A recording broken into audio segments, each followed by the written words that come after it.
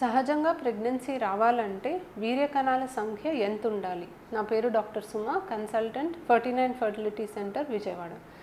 So సంతానలేమి సమస్యతో బాధపడే కపుల్ మా దగ్గరకు వచ్చినప్పుడు మగవాళ్ళలో చేసే టెస్ట్ వీర్య కణాల పరీక్ష అండి. వీర్య కణాల పరీక్ష టెస్ట్ చేసినప్పుడు ఆ రిపోర్ట్ కనుక నార్మల్ ఉంటే ఫర్దర్గా మగవాళ్ళకి ఎటువంటి టెస్ట్లు కూడా చేయము. ఏదైనా ప్రాబ్లం ఉంటేనే ఫర్దర్గా వీళ్ళకి హార్మోన్ టెస్ట్ చేయడమా లేకపోతే స్కాన్ చేయాల్సిన అవసరం ఉంటే చేస్తాము.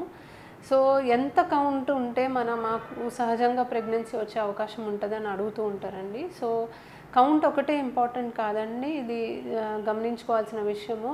మనకి కదలిక ఉండే కణాల శాతం కూడా చాలా ఇంపార్టెంట్. ఎంత కౌంట్ ఉన్నా కూడా కణాలు కదలకపోతే ఎటువంటి ఉపయోగం ఉండదు. సో మనకి వాళ్ళు ఇచ్చిన శాంపుల్లో కదలిక ఉండే కణాలు ఎన్నున్నాయి అనే దాన్ని బట్టి వీళ్ళకి సహజంగా ప్రెగ్నెన్సీ వచ్చే అవకాశం ఉందా, లేదా వీళ్ళకి ఐయుఐ ట్రీట్మెంట్ చేయాలా, లేదా వీళ్ళకి ఐవీఎఫ్ చేయాలా అనేది డిసైడ్ చేస్తామండి.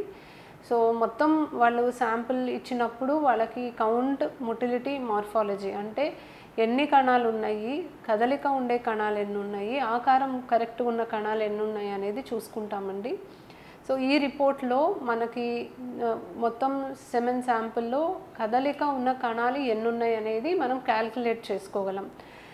అది ఎలా అంటే కౌంట్ ఎంత ఉన్నా కూడా దాంట్లో కదలిక ఉండే కణాల శాతం మనం చూసుకుంటే ఇప్పుడు 10 మిలియన్ కౌంట్ ఉండి 30% కదలిక ఉండే కణాలు ఉన్నాయి అంటే దాని అర్థం ఏంటంటే 3 మిలియన్ కణాలే కదులుతున్నాయి శాంపుల్లో అని అర్థం.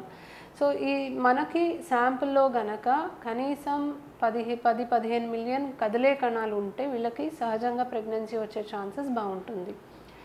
అదే గనక 5-10 మిలియన్ కదిలే కణాలు మాత్రమే ఉన్నాయి అంటే వీళ్ళకి ఐయుఐ ట్రీట్మెంట్ చేస్తే బెటర్గా ఉంటుంది. సో ఐయుఐ ట్రీట్మెంట్లో మనము అండాశయంలో అండం పెరిగి విడుదలవ్వడానికి ట్రీట్మెంట్ ఇచ్చి విడుదలయ్యే సమయంలో కదలిక ఉండే కణాలని సెపరేట్ చేసి గర్భసంచి లోపల దాకా పంపిస్తాం.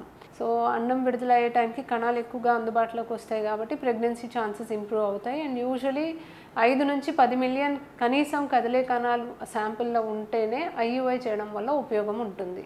5 మిలియన్ కదిలే కణాల కన్నా తక్కువ ఉన్న వాళ్ళకి మనం ఒకవేళ ఐయుఐ చేసినా దానివల్ల రిజల్ట్ రావడానికి ఛాన్సెస్ చాలా చాలా తక్కువ ఉంటాయండి. వీళ్ళకి ఐవీఎఫ్ ట్రీట్మెంట్ కరెక్ట్ ఆప్షన్ అనమాట. సో కౌంట్ ఇంత ఉంటే ఖచ్చితంగా న్యాచురల్గా ప్రెగ్నెన్సీ వస్తుంది అని ఏం లేదండి. ఎంత ఎక్కువ ఉంటే అంత బెటర్ ఛాన్స్ ఉంటుంది. బట్ కనీసం 17 million per ML as per 16 million per ML as per WHO guidelines ఉంటే మనకి న్యాచురల్ ప్రెగ్నెన్సీకి పాసిబిలిటీ ఎక్కువ ఉంటుంది. అండ్ దాంట్లో కనీసం 30% మూవింగ్ స్పర్మ్స్ ఉండాలి. సో యాక్చువల్లీ 10 మిలియన్ కన్నా ఎక్కువ మూవింగ్ స్పర్మ్స్ ఉన్న శాంపుల్లో మనకి ప్రెగ్నెన్సీ వచ్చే ఛాన్సెస్ బెస్ట్ ఉంటాయి. 5-10 మిలియన్ ఉన్నప్పుడు IUI better option and less than 5 million moving sperms in the sample ఉంటే ఐవీఎఫ్ బెటర్ ఆప్షన్. సో వీర్య కణాల పరీక్ష చేసిన వెంటనే ఇది ఇంత ఉన్నాయి, ఇన్ని కదిలే కణాలు ఉన్నాయి, ఈ ట్రీట్మెంట్ అని చెప్పమండి. మెడిసిన్స్ ద్వారా మీకు ఎంతవరకు ఇంప్రూవ్మెంట్ వస్తుంది అనేది ఫస్ట్ మెడిసిన్స్ పెట్టి చూస్తాము. మరీ తక్కువ స్పర్మ్స్ ఉన్నా కూడా మెడిసిన్స్ పెట్టినా కూడా అంత డ్రాస్టిక్ ఇంప్రూవ్మెంట్ రాదు. బట్ ఒక మోడరేట్ అమౌంట్ ఆఫ్ స్పర్మ్స్ ఉన్నా మెడిసిన్స్ పెట్టి ఇంప్రూవ్మెంట్కి ఇచ్చిన తర్వాత న్యాచురల్గా ట్రై చేయొచ్చా లేదా ఐయుఐ చేయొచ్చా అనేది చూస్తాము. మరీ తక్కువ కౌంట్ ఉంటే మాత్రం definitely IVF will be the better option. Thank you.